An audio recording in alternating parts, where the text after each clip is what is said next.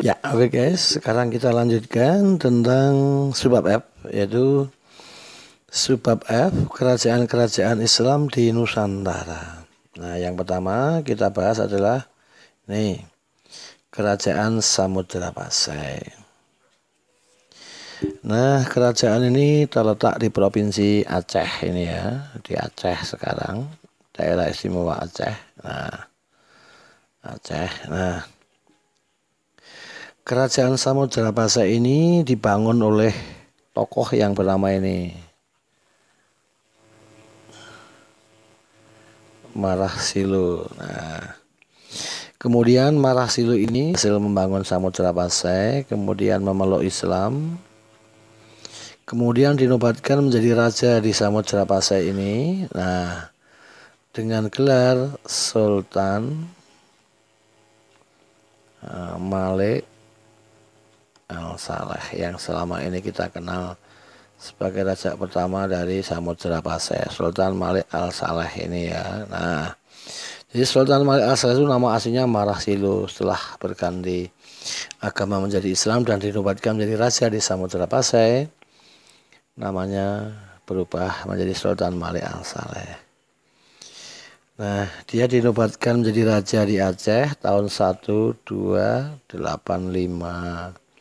Dan Sultan Malik Al-Saleh ini meninggal atau wafat tahun 1297.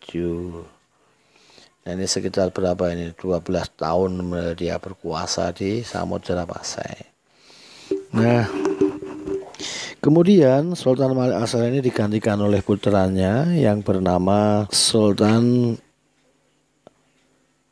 Malik Al-Mansur dan Sultan Malik Al-Mahmud. Kedua-duanya ini menjadi raja di Aceh. Nah, kemudian keduanya digantikan oleh Sultan Ahmad Perumadat Perumal. Nah, ini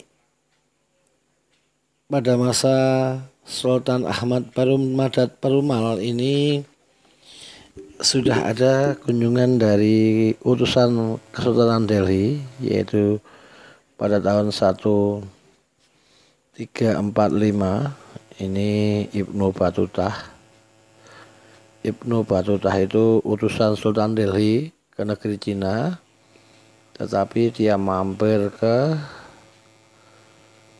Samudra Pasai. Nah, kemudian 1346 dia pulang dari Cina ke Delhi, juga mampir lagi ke Samudra Pasai ini, Ibnu Battuta ini. Dia mengatakan saat itu ya Samudra Pasai belum begitu besar. Nah, kemudian perkembangan selanjutnya Samudra Pasai ini bekerjasama dengan Kesultanan Delhi.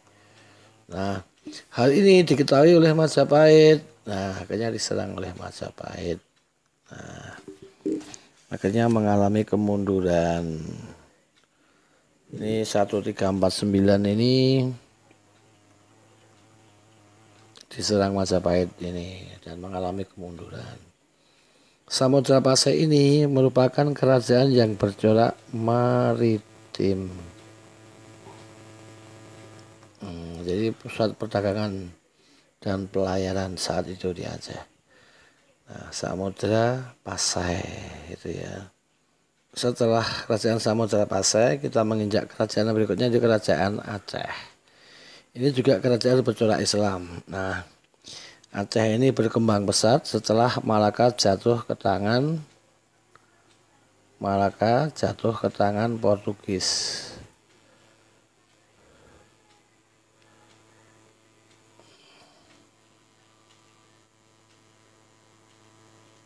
Nah, 1511. Nah, setelah Malaka jatuh ke tangan Portugis, semua pedagang Islam berusaha menghindari Portugis dan menjauhi Malaka ini. Maka para pedagang menuju Aceh. Nah, Aceh sebagai pusat perdagangan di situ. Nah, Sultan Aceh ini yang pertama namanya Sultan Ali Mukhayat Shah.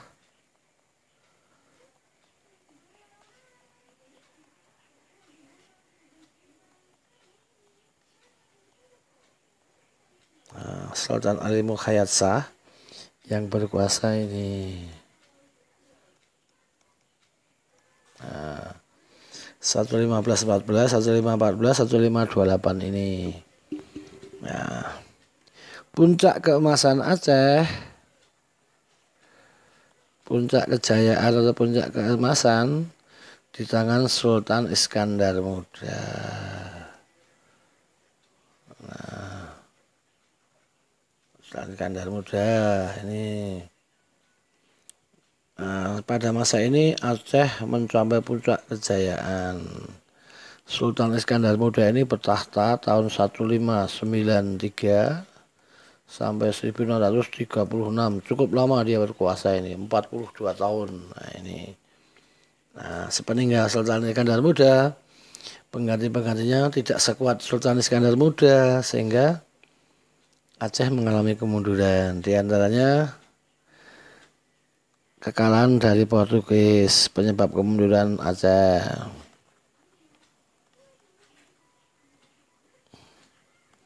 Kemudian jelas tidak adanya tokoh secakap Sultan Iskandar Muda. Daerah-daerah mulai melepaskan diri. Nah, ini yang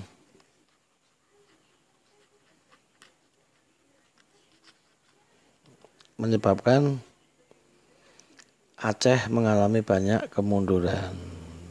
Satu, kekalahan dari Portugis di Malaka. Yang kedua, daerah mulai melepaskan diri. Dan ketiga, jelas tidak ada raja secakap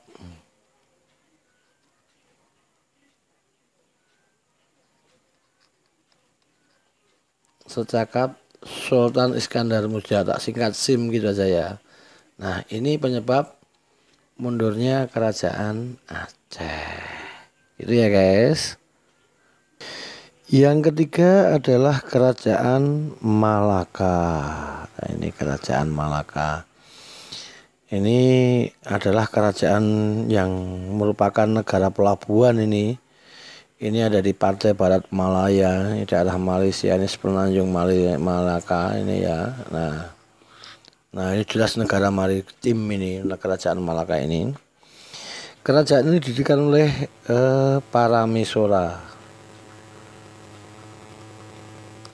Siapa sih Paramisora ini? Ini kemungkinan adalah bangsawan Majapahit ini.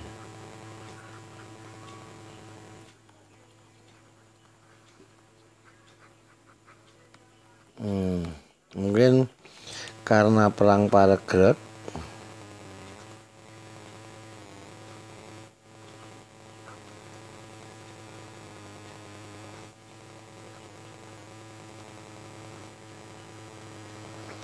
Karena perang Paregreg, kemudian dari perang Paregreg Majapahit ya, perang saudara itu, kemudian Paramisora ini melarikan diri ke Malaka dan mendirikan kerajaan Malaka.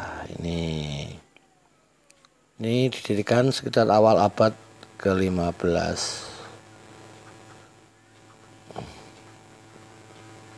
Awal abad 15 ini ya. Nah, waktu itu mungkin Malaka belum besar.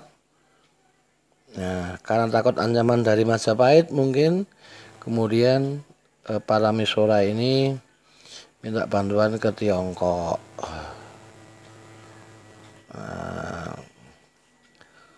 Nah, kemudian setelah merasa cukup kuat, Paramisora ini kemudian masuk Islam.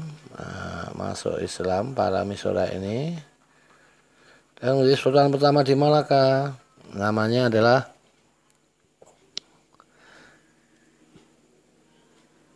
Sultan Iskandar Shah. Jadi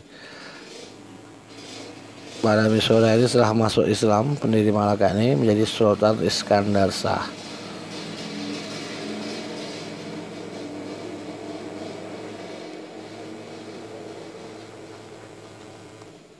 Sultan Iskandar Shah. Kemudian dia bertakhta di Malaka. Malaka ini merupakan kerajaan dengan corak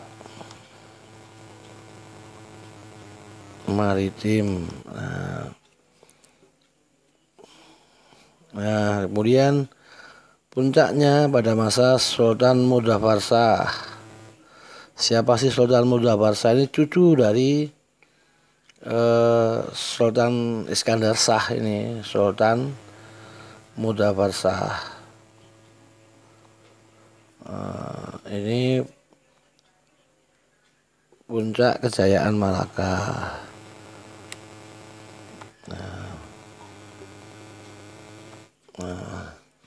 Sultan Mudafar Shah ini bertata tahun ini 1445 sampai 1458. Setelah lama berkuasa di sekitaran Selat Malaka, Kerajaan Malaka ini akhirnya jatuh ke tangan Portugis, yaitu 1511, yaitu di tangan ini tokoh Portugis yang menyerang Malaka.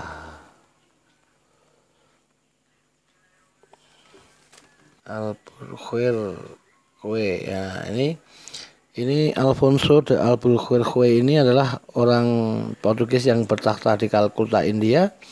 Kemudian 1511 menyerang Malaka sehingga Malaka jatuh ke tangan Portugis 1511. Nah, setelah Malaka jatuh ke tangan Portugis, semua pedagang Islam menghindari Portugis.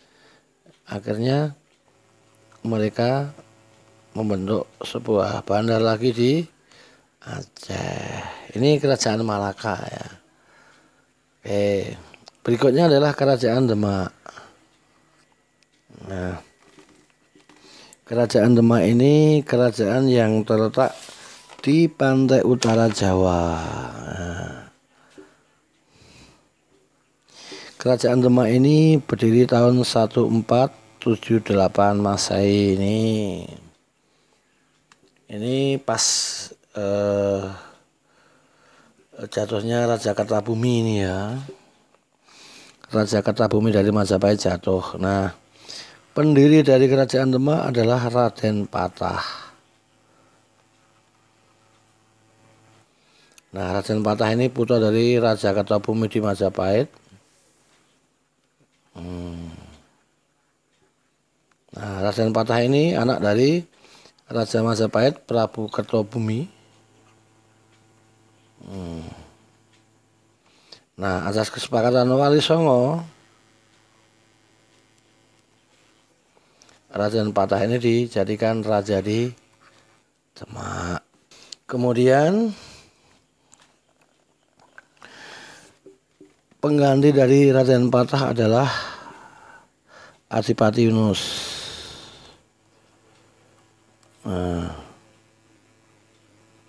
Sering dijuluki Pangeran Sabrang Lor. Adipati Yunus ini sering dijuluki Pangeran Sabrang Lor karena apa?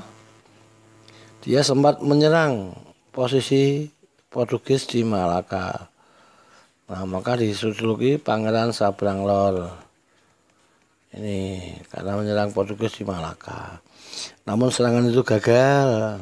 Nah, kemudian pedagang-pedagang Demak dan Muslim yang lain enggan berdagang dengan Portugis. Nah, akhirnya Adipati Yunus ini meninggal. Ini Adipati Yunus ini wafat tahun 1521. Nah, Adipati Yunus ini digantikan oleh siapa? Adiknya, yaitu Sultan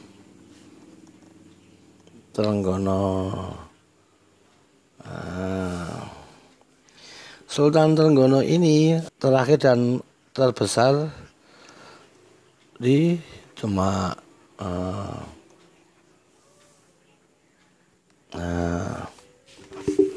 Demak ini juga merupakan bentuk negara maritim ya. Demak ini juga bercorak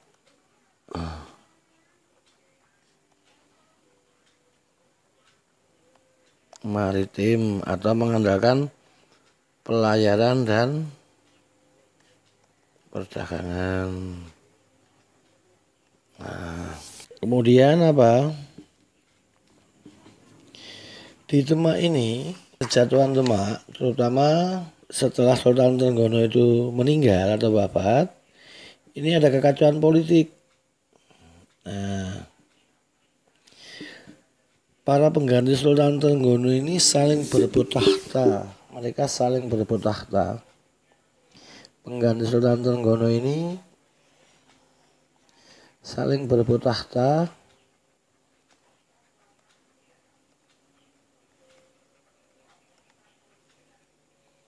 untuk menggantikan Sultan Trenggono. Nah, akhirnya judul perang berebut tahta atau perang saudara itulah yang menjatuhkan Demak. Nah, akhirnya kekuasaan jatuh ke Sultan Hadiwijaya yang memindahkan ke kerajaan ke Pajang. Nah, Pajang itu agak pedalaman, maka coraknya menjadi agraris. Sultan Hadiwijaya ini adalah menantu dari Sultan Trenggono. Jadi bukan anak kandung tapi menantunya. Nah, inilah intrik dalam istilah inilah yang nanti lambat laun menjatuhkan kerajaan Demak. Sehingga kekuasaan dipindahkan ke Pajang oleh Sultan Hadiwijaya dan bercorak agraris. Gitu ya guys. Yang kelima adalah kerajaan Cirebon. Nah, menurut beberapa sumber sejarah dari kerajaan Sunda, pendiri kerajaan Cirebon ini adalah orang mengatakan pendirinya adalah Pangeran Walangsungsang ini.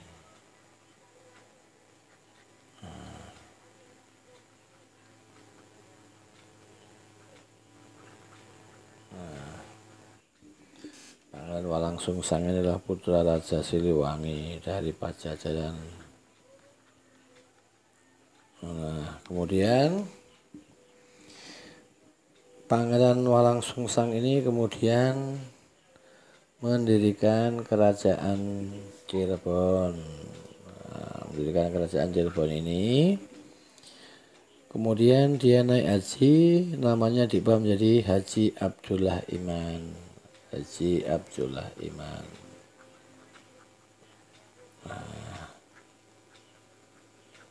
Nah, ini adalah pendiri kerajaan Cirebon. Dalam perkembangan selanjutnya, Cirebon dan Demak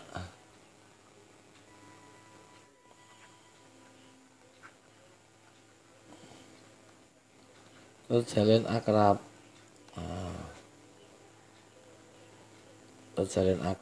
Nah, sehingga nanti berdirinya kerajaan Banten,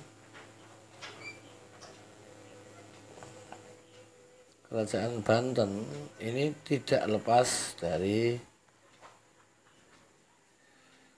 Cirebon dan Demak.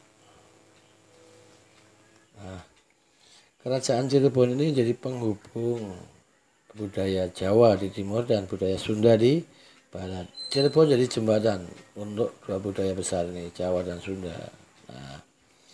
Nah, dalam perkembangan selanjutnya, Cirebon ini menjadi Sultan Kasepuhan dan Sultan Kanoman. Sampai sekarang masih ada kedua kesultanan di Cirebon ini. Ini untuk kerajaan Cirebon. Kemudian berikutnya kita membahas tentang kerajaan Banten ini. Nah, kerajaan ini ada di ujung barat Pulau Jawa.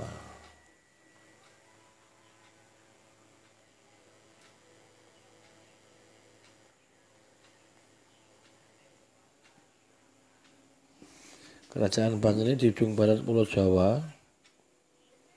Dulu adalah pelabuhan milik kerajaan Pajajaran.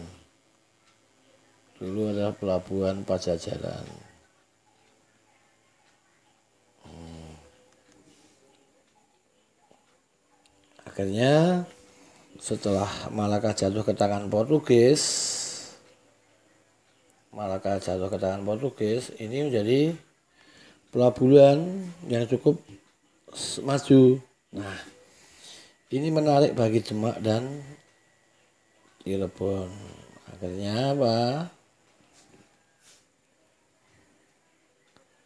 Panglima Demak bernama Fathahillah Ini dipindahkan Sultan Trenggono membantu Cirebon menguasai Banten. Nah, putra Sunan Gunung Jati dari Cirebon yang bernama Hasanuddin. Hasanuddin ini dengan dibantu oleh Fatahillah menyerang Banten. Dan akhirnya 1526 Hasanuddin ini berhasil menguasai Banten. Nah, Hasanuddin dinobatkan sebagai Sultan Banten pertama.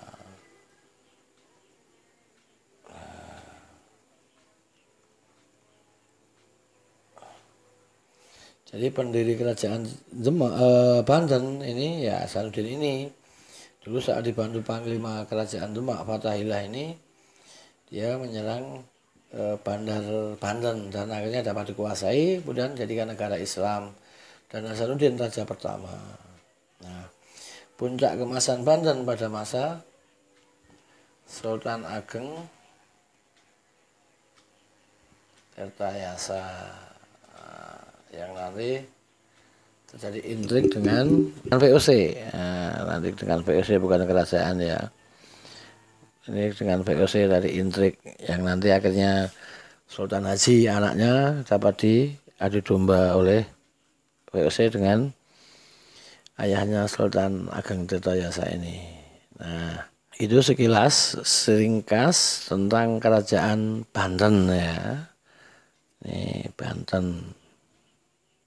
Jadi kalau bicara Banten, berdirinya kerajaan itu tidak lepas dari kerajaan Cirebon dan Demak. Oke guys, kita lanjut. Yang nomor 7 adalah kerajaan Pajang. Nah,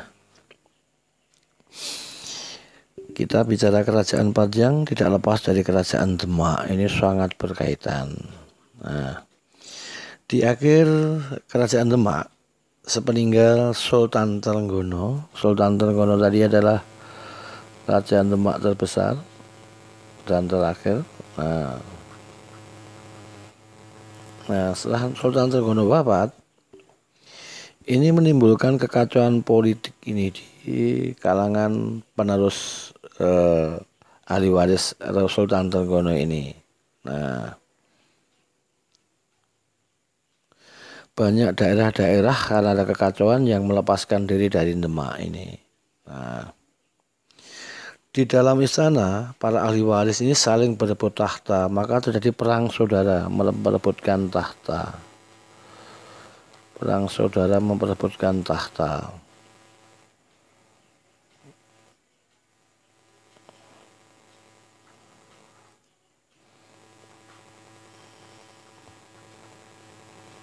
Perebutan tahta di Demak ini. Nah, akhirnya apa? Kemudian orang yang seharusnya oleh masyarakat dianggap pengganti Sultan Trenggono di Demak adalah Pangeran Sekar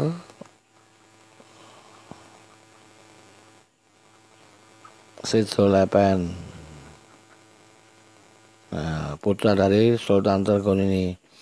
Namun ia dibunuh oleh Sunan Prawoto.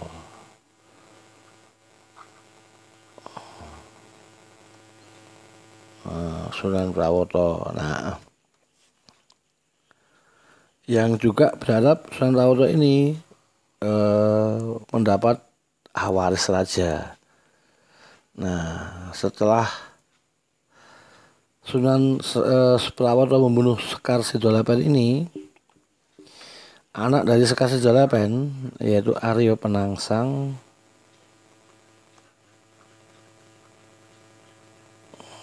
marah.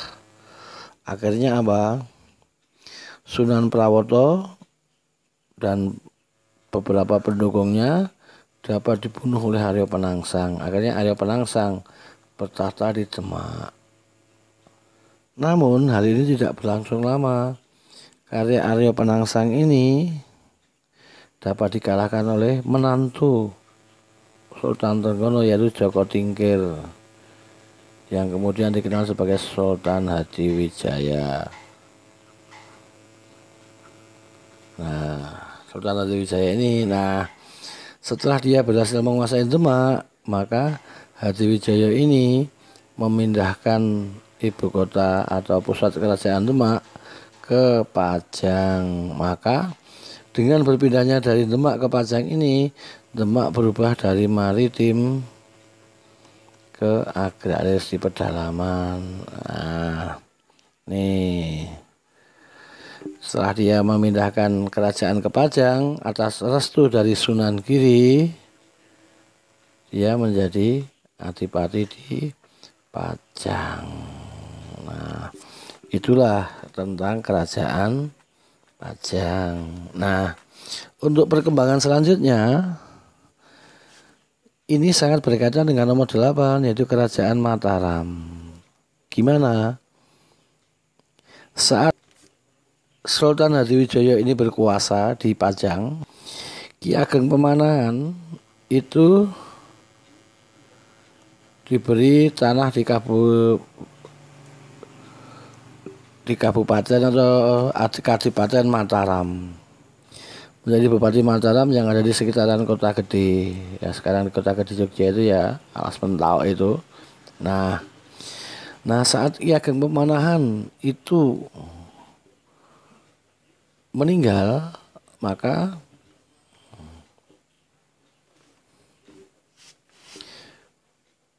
Ki Ageng Pemanahan meninggal, maka takhta atau Bupati Mataram ini diberikan kepada anaknya yang bernama Sutawijaya. Yang kebetulan Sutawijaya ini juga anak angkat dari Sultan Hadiwijaya ini. Mataram. Akhirnya apa? Sutawijaya ini tidak puas hanya sebagai seorang bupati. Akhirnya dia menyerang menyerang Pajang. Hadiwijaya ini menyerang Pajang. Akhirnya Sultan Hadiwijaya dalam keadaan sakit akhirnya meninggal dunia. Hadiwijaya ini sakit ketika diserang oleh Sutawijaya. Nah, akhirnya apa? Ketika Hadiwijaya ini sakit dan meninggal, menantunya yang di Demak, Aryo Pangiri, menyerang kedudukan Pajang. Namun putra Hadiwijaya bernama Pangeran Benowo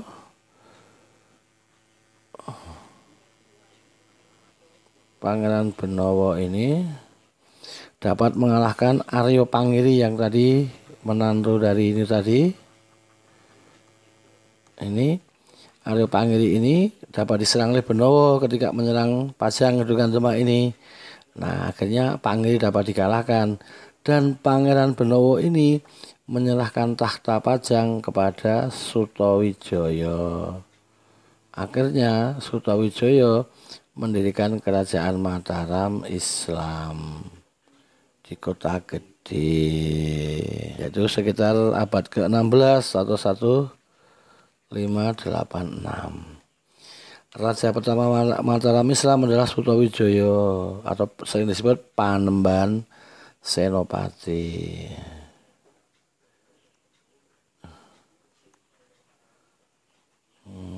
Pusatnya ini di daerah Kota Gede. Kerajaannya bercorak agraris. Raja terbesar Mataram ini adalah Sultan Agung yang tahun 1628 dan 1629 menyerang VOC di Batavia. Sultan Agung ini juga yang mengubah kalender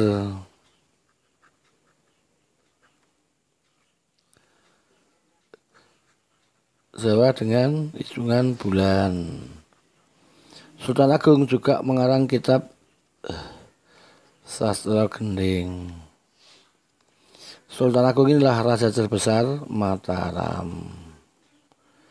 Kedudukannya ketika dia berkuasa tidak lagi di Kota Gede, tapi di Pleret, Bantul. Nah, ini ya, ini kedudukan Sultan Agung saat itu. Nah, itulah beberapa kerajaan yang kami sebutkan yang bercorak Islam, meskipun sangat ringkas, namun setidaknya memberi gambaran bagaimana Islam berkembang di Indonesia ketika perkenalan abad ke-7 dan berkembang mulai abad ke-13 sampai dalam perjalanan waktu mampu membentuk beberapa kerajaan-kerajaan Islam yang cukup banyak di Nusantara. Itu ya guys, diingat-ingat.